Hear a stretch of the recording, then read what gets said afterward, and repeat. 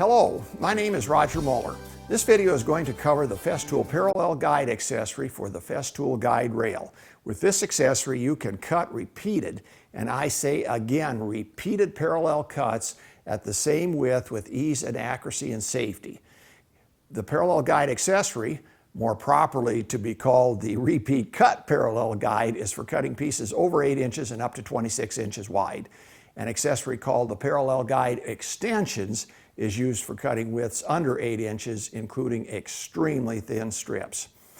These accessories make the guide rail a very unique tool, the likes of which you have never seen before.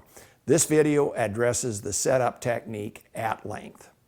We're here today to demonstrate the use of Festool Parallel Guides, just getting them set up and what they can do for you and whatnot. Parallel Guides consist of two components. On this rail I have one set of the Parallel Guides, and then the extensions for them are located here, the ones that have the yoke. Basically, to differentiate the two, if you're cutting pieces over 8 inches wide, where you're going to index off the back side here on this side of the rail, cut over here, you use just the parallel guides by themselves. If you're cutting pieces under 8 inches, you need to attach the yokes with the parallel extension guides. All this consists of are two guides attached to the rail. They have metric measurements on them. They have an indexing system with, you can get right to the exact millimeter settings for the depth of cut. That depth of cut is between this point right here, not in here, but right here, this surface that's raised, out to the cutting edge. To use these, you plop them on. First of all, you straddle the piece. It has to straddle the cut piece. You put them on, set the indexes so they're touching this back, and then just grab your saw and do your thing with the Festool rail as always. Once you're done with the first piece, lift up your guide, take the first piece away, and just keep it working on down the line. Over here is an example of 3 pieces cut to parallel, consistent, repetitive measurements. That's what this tool is about.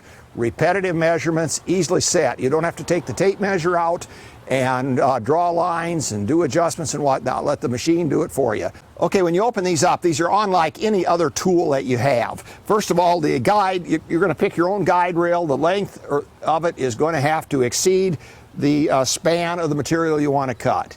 That's the only thing that's essential. Obviously, if you're cutting 8 foot across, you're using a 9 foot rail, that's going to work out fine. But don't use a 9 foot rail when you're doing these small things. It'll drive you nuts. Putting the parallel guide on is a little bit of an experience. Probably the only thing difficult about it, or about this whole process. What I do is in this little bracket right here, I loosen it by hand a little bit.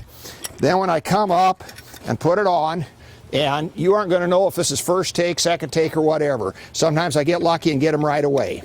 Okay, I'm going to kind of guide it into place. I'm going to lift up on the bottom with one hand and take this other hand and sort of push that thing in there. Now, sometimes this really goes easy, and other times it doesn't. Okay, that one went pretty easy. Now, while we still got it out a little bit, let's hand tighten the screw. Don't screw this down with a wrench. You'll make things so tight they never will work. I like to say just hand tighten it, and there is an adjustment you can make with a 2.5 millimeter wrench on the back if you're having some issues here. Okay, now notice as I push this on, this thing's fairly tight. How far do I push it in? Again, I've got to span my work. I want these points, when they're engaged, to be at the end of the work. I don't need to be tight here. I can put my hands down in here, that's fine. Okay, at a given, we're in there right now. We take and adjust the cams on the back, tighten them up. There's a flip lever back there. If they're still too loose, you can get in there with a wrench, 2.5 millimeter, and do a little more tightening. And then we also screw down these index knobs on the front. And right now, we are ready to go. We can repetitively cut. I've set this at 260 millimeters earlier. We can repetitively cut all day long at that level. Again, how we would use this, we would come up on our piece, like so, straddle it, push it and point. The index points are here, and out here is our line that's 260 millimeters. We need to check that once in a while and make sure with a ruler that we're getting the correct measurement. If we're not, there's some adjustment provisions here with a flat bladed screwdriver that will permit you to bring that into line. So I know I'm not going to bother to demonstrate that. It's very easy to do.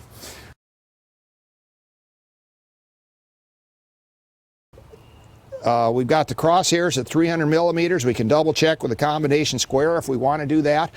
Now let's say we wanted to get even more precise. We wanted the same measurement day after day, week to week. We could make ourselves some sort of a story stick that would work off the back end of this and allow us to set it, go from this point to here, just bump up against it or whatever. These screws right here do absolutely nothing. There's no need to have to try to square this thing from this standpoint. The only adjustment we make is to make sure that our cuts are indeed what they're supposed to be once we've done them, or we put a pencil mark on. Take some scrap stock, cut it off at 300 millimeters, or set it at 300 on each side, and if one side's 301, make an adjustment. You do that here with this flat bladed screwdriver. We're going to take the parallel guide off and then put it back on. Unscrew this pressure mechanism, unlock the cam, and wiggle the thing off. Remember, tolerances are tight. There's a lot of things having friction here. Now, let's work at putting it back on. And do not do this when you're under stress. Take your time and learn how to do it when you're comfortable, because it can be very frustrating. Put the back guide on. I like to do this face up. Remember I said maybe loosen this nut here a little bit.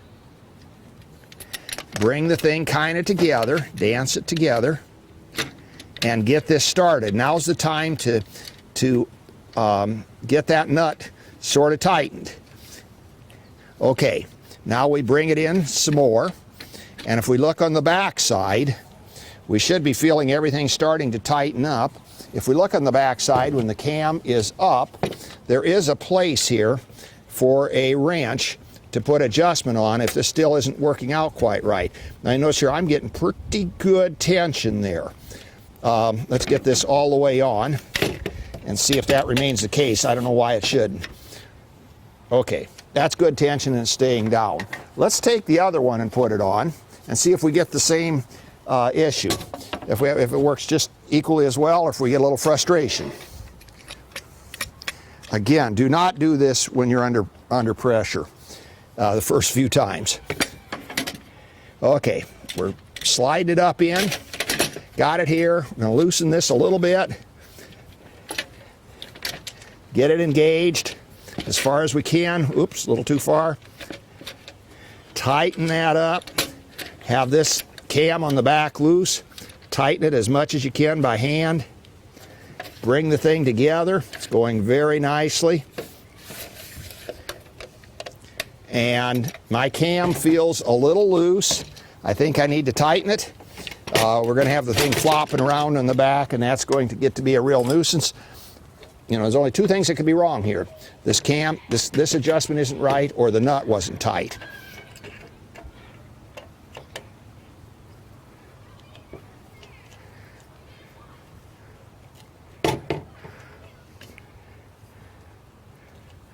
There, that was about 3/4 of a turn. Now it's pretty much staying in place. These do have a little bit of a tendency to pop out a little bit that way, so keep your eyes open for that. And we're in business. That concludes this segment on using the parallel guides for repeating cuts of widths over 8 inches. Watch video 3 to learn more about the parallel guide extensions for cutting pieces under 8 inches. My name is Roger Moeller. Thank you.